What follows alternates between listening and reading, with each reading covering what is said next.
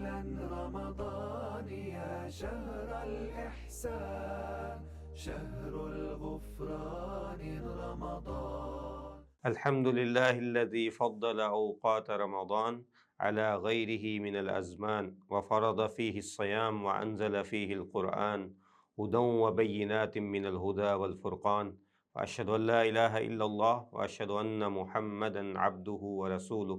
أما بعد. رمضان کا مہینہ سال کا فضیلت کے اعتبار سے اہم ترین وقت ہوتا ہے، اس لیے اس میں وقت کو کیسے صرف کرنا ہے، اپنے آپ کو کیسے عبادات میں مشغول کرنا ہے، اس کے لیے پہلے سے اگر پلاننگ کر لی جائے تو یہ بہت بہتر ہے۔ جیسے ہم دنیاوی چیزوں کے لیے پلاننگ کرتے ہیں تو اسی طرح رمضان کے لیے بھی پلاننگ کرنی چاہیے، اور یہ ایک ایسی سنت ہے جو صحابہ کرام اور سلف صالحین رحمہم اللہ سے ثابت ہے۔ تو اس لیے رمضان کی سب سے پہلی پلاننگ تو یہ ہے کہ رمضان سے پہلے ہی اپنے آپ کو اس طریقے سے تیار کیا جائے کہ رمضان میں ہم کیسے زیادہ سے زیادہ وقت اپنا عبادت میں صرف کر سکتے ہیں، اور کیسے ہم زیادہ سے زیادہ عبادت بھی کر سکتے ہیں اور اپنے آرام اور نیند کو کم کر سکتے ہیں۔ پھر اس کے بعد ہم میں سے ہر ایک کی دنیاوی مصروفیات ہوتی ہیں، کوئی کسی کاروبار سے منسلک ہے تو کوئی جاب ہولڈر ہے، کوئی کسی کے ماتحت ہے اور کوئی خود باس ہے، تو اسی اعتبار سے ہمیں اپنی مصروفیات کو کم کرنا ہے۔ تو اگر تو میرا اور آپ کا اپنا کاروبار ہے تو ہم یہ کوشش کریں کہ ہم اس کو کلوز کرنے کی کوشش کریں، جیسا کہ بہت سے تابعین اور ائمہ سے ثابت ہے کہ رمضان کے دوران کاروبار کیا ہی نہیں کرتے تھے۔ تو سب سے اچھی چیز تو یہ ہے، لیکن اگر وہ چیز آپ نہیں کر سکتے تو کم از کم اس کو کم سے کم وقت دیا جائے، اس طرح اپنی مصروفیت بنائی جائے کہ کم سے کم وقت دیا جائے۔ اور پھر اسی طرح جو جاب ہولڈر حضرات ہیں ان کو یہ چاہیے کہ اپنی جو ان کی چھٹیاں ہوتی ہیں ان کو بچا کے رکھیں تاکہ رمضان کے دوران ان کو استعمال کر سکیں، خاص کر کے ایسے ممالک میں جو لوگ کام کرتے ہیں جہاں پہ یہ آپشن موجود ہوتی ہے کہ وہ اپنی چھٹیوں کو اکٹھا کر کے جب چاہیں ان کو اکٹھا کر کے لے سکتے ہیں، تو وہاں پہ یہ کوشش کرنی چاہیے کہ آپ اپنی چھٹیاں رمضان اور خاص کر کے آخری عشرے کے لیے بچا کے رکھیں۔ تو یہ تو سب سے پہلی نصیحت۔ تو اسی طرح جو مسلم ممالک جہاں پہ کام کی ٹائمنگ کم ہو جاتی ہے تو ان لوگوں کو اس ٹائم کو پھر کارآمد بنانا چاہیے، اللہ تعالیٰ کی اطاعت میں، عبادات میں زیادہ سے زیادہ ٹائم خرچ کرنا چاہیے۔ اس کے بعد ایک یومیہ جو ایک شیڈول ہے وہ کیسے ہونا چاہیے۔ خود اللہ کے نبی صلی اللہ علیہ وسلم کے بارے میں ایسی بہت سی ہمیں چیزیں مل جاتی ہیں کہ آپ ایک دن کیسے گزارتے تھے اور رمضان کا دن کیسے گزارتے تھے، تو ہمیں بھی اسی چیز پہ عمل پیرا ہونا چاہیے۔ تو اگر اس کا ہم آغاز کریں تو سب سے پہلے جو 20 دن ہیں آخری عشرے کے علاوہ، اس میں پہلی کوشش تو یہ ہونی چاہیے کہ آپ رات کی نیند ضرور لیں تاکہ آپ صبح تازہ دم ہو کے اٹھیں، اور سحری سے کم از کم 1 یا 2 گھنٹے پہلے اٹھیں۔ اور اگر آپ کوئی خاتون ہیں، گھر کا کھانا بنانا ہے تو وہ کام کریں، اور اس کے ساتھ ساتھ آپ نوافل کا اہتمام کر سکیں، آپ قرآن مجید کی تلاوت کا اہتمام کریں، آپ اللہ تعالیٰ سے استغفار کریں۔ اور اگر کوئی مرد ہے اور وہ اپنے گھر والوں کی مدد کرنا چاہتا ہے تو وہ بھی یہ کام کرے، یا پھر وہ بھی ان عبادات میں حصہ لے، کیونکہ یہ بڑا بابرکت وقت ہے۔ خود اللہ کے نبی صلی اللہ علیہ وسلم نے اس کے بارے میں فرمایا کہ ان فی السحور برکہ، کہ جو سحری کا وقت ہے یہ برکت کا وقت ہے۔ اور اللہ تعالیٰ نے قرآن مجید میں اہل ایمان کی یہ خاصیت بیان فرمائی، وَبِالْأَسْحَارِ هُمْ يَسْتَغْفِرُونَ، کہ وہ سحری کے وقت میں اللہ تعالیٰ سے مغفرت طلب کرتے ہیں۔ تو اب یہ مغفرت میں سب سے پہلی چیز تو قیام اللیل ہے، تہجد کا قیام ہے۔ پھر اس کے بعد اسی طرح قرآن مجید کی تلاوت ہے، اور دعا مانگنا ہے، اللہ تعالیٰ سے اپنے گناہوں کی معافی طلب کرنا، یہ چیز ہے، کیونکہ یہ وہ وقت ہے کہ جس میں، جیسا کہ حدیث میں موجود ہے، کہ اللہ تعالیٰ خود آسمان دنیا پہ تشریف لاتے ہیں اور یہ اعلان کرتے ہیں کہ کوئی ہے جو مجھ سے سوال کرے، کوئی ہے جو مجھ سے معافی طلب کرے۔ تو رمضان میں چونکہ اللہ کی رحمت زیادہ ہوتی ہے تو اس لیے زیادہ سے زیادہ یہ کوشش کرنا چاہیے۔ اس کے بعد سحری میں اب کھانا پینا کیا ہے، تو سب سے اچھی چیز تو یہ ہے کہ ایسی چیزیں کھائی جائیں جو زود ہضم ہوں اور کم مقدار میں کھایا جائے۔ ہمارے ہاں یہ اصول اپنایا جاتا ہے کہ سحری میں اتنا زیادہ کھایا جائے کہ جی ہمیں سارا دن بھوک اور پیاس محسوس ہی نہ ہو، تو انسان جتنا مرضی کھا پی لے، اگر روزہ 12 14 16 گھنٹے کا ہے تو اسے بھوک اور پیاس ضرور بالضرور ہی محسوس ہوگی۔ تو اس لیے ایسا کھانا کھائیں جو آپ کو چست رکھے اور آپ کو روزے کا احساس بھی دلائے، کیونکہ روزے کا احساس ہونا بہت ضروری ہے۔ جب روزے میں بھوک اور پیاس محسوس ہوگی تو اللہ تعالیٰ کی بھی یاد آئے گی۔ تو اس لیے ایسا کھانا کھائیں جو آپ پہ بھاری نہ گزرے۔ اس کے بعد سحری دیر سے کرنا چاہیے، جیسا کہ حدیث میں آیا، یعنی کہ آخری وقت میں، لیکن اس کا یہ مطلب نہیں ہے کہ ادھر سے اذان ہو رہی ہو، ادھر سے آپ جو ہے لقمے منہ میں ٹھونس رہے ہوں، بلکہ اس کا مطلب کیا ہے کہ آخری وقت کو اختیار کرنا چاہیے، نصف اللیل میں یا اس طرح سحری نہیں کرنی چاہیے۔ اور اگر مسجد آپ کے گھر سے دور ہے تو آپ اپنا وقت کا جو ہے وہ لحاظ کرتے ہوئے سحری کریں، تاکہ آپ وہاں پہ جماعت کے ساتھ شریک ہو سکیں۔ اس کے بعد سحری سے فارغ ہو کے وضو وغیرہ کریں، اپنے دانتوں کو صاف کریں، اس کے بعد کوشش کریں کہ فجر کی سنتوں کو گھر میں ادا کریں۔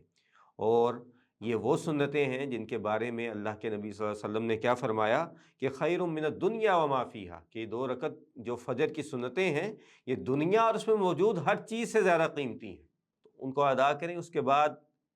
اذان اور اقامت کے درمیان کا جو وقت ہے یہ دعا کی قبولیت کا وقت ہے۔ اللہ کے نبی صلی اللہ علیہ وسلم نے فرمایا کہ اس کے درمیان کوئی دعا اللہ تعالیٰ رد نہیں کرتا ہے، تو اس وقت بیٹھ کے دعا کریں۔ پھر اسی طرح ہمارے ہاں بہت کمی پائی جاتی ہے کہ اس وقت تلاوت قرآن مجید نہیں کی جاتی، تو تلاوت قرآن مجید کریں، دعا کریں، اللہ تعالیٰ کا ذکر کریں۔ اور رمضان بڑا سنہری موقع ہوتا ہے کہ وہ دعائیں، وہ معصور دعائیں، وہ جو آپ کو یاد نہیں ہیں، رمضان میں آپ یاد کریں۔ آپ دعاؤں کی کتب خریدیں، آج کل تو موبائل ہر ایک کے ہاتھ میں ہے، اسی میں قرآن مجید کی بھی آپ اپلیکیشن کریں، آپ اذکار کی اپلیکیشن کریں، صبح و شام کے اذکار، رات کے اذکار، نمازوں کے بعد کے اذکار، ان کو پڑھیں بھی اور ان کو یاد بھی کریں۔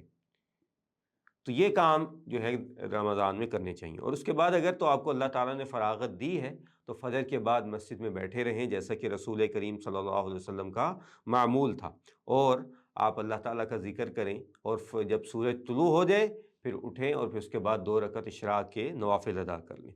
اور یہ اللہ کے نبی صلی اللہ علیہ وسلم نے کیا فرمایا کہ جو یہ عمل کرتا ہے تو وہ ایک حج اور ایک عمرہ تامہ تامہ تامہ 3 بار اللہ کے نبی نے بولا، اس کا اسے ثواب ملے گا۔ پھر اس کے بعد اگر مزید آپ کے پاس وقت ہے تو آپ تھوڑا دیر انتظار کر کے چاشت کی رکھتے پڑھیں، ٹھیک ہے، تاکہ آپ اللہ تعالیٰ کی ذمہ داری میں چلے جائیں۔ اس کے بعد پھر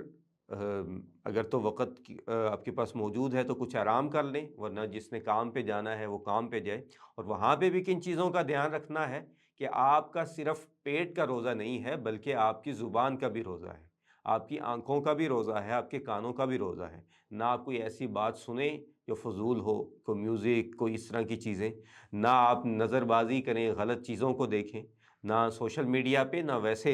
اور پھر اسی طرح زبان سے کاروبار میں نوکری کرتے ہوئے کسی کے بارے میں برے کلمات کہنا، جھوٹ بولنا، گالی بک دینا، تو ان کاموں سے بچنا ہے، کیونکہ اللہ کے نبی صلی اللہ علیہ وسلم نے کہہ دیا کہ اللہ تعالیٰ کو ایسے آدمی کے روزے کی کوئی حاجت ہی نہیں ہے جو ان چیزوں سے باز نہیں آتا، کیونکہ رمضان میں جو چیزوں سے آپ سے روکا گیا وہ اصل میں آپ پہ حلال تھیں، یعنی کہ کھانا پینا اور اپنی جائز شہوت کو پورا کرنا۔ تو اس کے روکنے کا 12 گھنٹے 14 گھنٹے مقصد کیا ہے؟ تاکہ آپ خود بخود محرمات سے بچ سکیں۔ تو یہ اس کے بعد کام کرنے والا ہے۔ اس کے بعد ہر نماز میں کوشش کریں کہ آپ اذان یا اذان سے پہلے جو ہے مسجد میں تشریف لے جائیں، اور زیادہ سے زیادہ وقت مسجد میں گزاریں، کیونکہ جیسا کہ سلف سے مروی ہے کہ وہ کیا کہتے ہیں کہ مسجد جو ہے یہ ہمارے لیے برائی سے بچنے کا قلعہ ہے، تو اس قلعے میں آپ جب تک رہیں گے تو آپ برائیوں سے محفوظ رہیں گے۔ اور مساجد میں بھی جا کے سونا نہیں ہے، وہاں پہ گپے نہیں ہانکنی، بلکہ اللہ تعالیٰ کا ذکر کرنا ہے، قرآن مجید پڑھنا ہے، اذکار کرنا ہے، نوافل ادا کرنے ہیں۔ اس کے بعد اسی طرح ظہر اور عصر کے درمیان اگر کوئی آرام کرنا چاہتا ہے تو اس وقت کر سکتا ہے۔ پھر عصر کے بعد یہ وہ ٹائم ہے جو اکثر لوگ ضائع کر دیتے ہیں، جی شاپنگ کے لیے جا رہے ہیں، روزانہ کا سودا خریدا جا رہا ہے، بازار میں وقت گزارا جا رہا ہے۔ اللہ کے نبی صلی اللہ علیہ وسلم نے کیا کہا کہ بری ترین دنیا میں جو جگہ ہے وہ بازار ہے، اور اچھی ترین جگہ جو ہے وہ مسجد ہے۔ تو آپ کم سے کم وقت وہاں گزاریں، ہفتے کا سودا اکٹھا لے ہیں، 2 ہفتوں کا اکٹھا لے ہیں، کوئی اس میں مضائقہ نہیں ہے۔ پھر اس کے بعد خواتین کچن میں مشغول ہو جاتی ہیں، تو اگر مشغول ہونا بھی ہے تو بہت زیادہ ایسی غذائیں نہ تیار کی جائیں جس کی وجہ سے کھا پی کے آپ کا معدہ بھی ڈسٹرب ہو اور آپ کے لیے مزید اللہ تعالیٰ کا ذکر کرنا، قیام اللیل کرنا آپ کے لیے مشکل ہو جائے، بلکہ ہلکا پھلکا کھانا بنائیں۔ یہ جو تلی ہوئی چیزیں اور یہ اس طرح کی بھاری بھرکی چیزیں، ان سے جتنا ہو سکے بچنا چاہیے۔ رمضان ہماری صبر کے حوالے سے تربیت کرنے کے لیے آیا ہے، وہ ہمیں کھلانے پلانے کے لیے نہیں آیا ہوتا۔ اس کے جتنا کم آپ کھائیں گے اتنا آپ تراویح میں اچھا قیام کر سکیں گے، اللہ کو زیادہ یاد کر سکیں گے۔ پھر اس کے بعد عصر کے بعد کا یہ جو وقت ہوتا ہے، تو اس میں سلف صالحین میں سے بہت سے یہ طریقہ مروی ہے کہ وہ ایک تو صدقہ وغیرہ کیا کرتے، لوگوں کو جو یتیم مساکین ہوتے ہیں ان کی مدد کرتے۔ ان کے ساتھ ابن عمر رضی اللہ تعالیٰ عنہ کے بارے میں کیا آتا ہے، مساکین کے درمیان بیٹھ کے افطاری کیا کرتے۔ تو اگر وہ کر سکتے ہیں وہ کریں، جہاں پہ آپ والنٹیئرلی کام کر سکتے ہیں کہ آپ دسترخوان کوئی لگتے ہیں افطاری کے، ادھر آپ جا کے مدد کریں، ان لوگوں کو جا کے لوگوں کی ضرورت ہے ان کی مدد کریں، تو یہ کام کیے جا سکتے ہیں۔ اس کے بعد مغرب سے عشاء کا درمیان جو وقت ہے، تو اس میں اگر کوئی سستی کسی پہ تھوڑی بہت طاری ہوتی تو ہلکی بلکی نیند لی جا سکتی ہے، تاکہ قیام اللیل میں جو ہے وہ کسی قسم کی سستی نہ ہو۔ تو پھر اس کے بعد اسی طرح اگر آپ نے کم کھانا کھایا ہے تو آپ انشاءاللہ چست ہوں گے اور اچھے طریقے سے قیام اللیل کر سکیں گے۔ اس کے بعد اگر آپ نے جاگنا ہے تو آپ مزید قرآن مجید کی تلاوت کریں، اللہ کا کوئی ذکر کریں، اپنے فیملی کے ساتھ بیٹھ کے ان کو کوئی نصیحت کریں، انہیں کوئی اللہ کے نبی کی سیرت کا واقعہ بتائیں، کوئی ان کو بتائیں کہ رمضان کیسے گزارنا ہے، یہ چیز بتائیں، اور پھر اس کے بعد جتنی جلدی ہو سکے آرام کریں۔ میں اور آپ اس شیڈول کے مطابق اپنا رمضان گزاریں گے تو یقین مانیں نہ تو ہمیں کوئی فالتو وقت ملے گا جس میں ہم غیبت کر سکیں، جھوٹ بول سکیں، نہ ہمیں سوشل میڈیا میں سکرولنگ کا وقت ملے گا، نہ ہمیں کوئی موویاں اور ڈرامے دیکھنا پڑیں گے کہ ٹائم پاس نہیں ہو رہا۔ تو اللہ تعالیٰ ہمیں اس وقت کے بارے میں ہم سے سوال کیا جانا ہے، تو اللہ تعالیٰ ہمیں اپنا وقت صحیح طور سے گزارنے کی توفیق دے، ہمیں ان لوگوں میں سے بنائے جو رمضان کے بعد جن پہ مغفرت اللہ تعالیٰ کی واجب ہو جائے۔ بارک اللہ فیکم وسلمکم اللہ۔